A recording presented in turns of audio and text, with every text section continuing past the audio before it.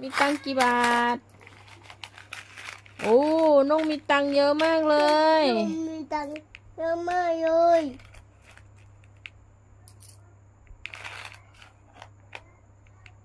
น้องไปซื้อขนมไหมซื้อขนมเอาตังค์ไปซื้อขนมไหมซื้อขนมซื้อขนมตังค์เยอะมากเลยตังค์เยอะมากเลยมีแต่เหรียญบาทนะแล้วก็เนี่ยมีตังค์เยอะมากเลยก็mua chưa bảy nha mất cái bản nha mua nhiều bọn đâu mua nha chú mua nhiều lần đâu phải vô nồng ba nồng ba phải vô nồng ba ba gì vậy nó bản nha chú vô nó chỉ mua vô nồng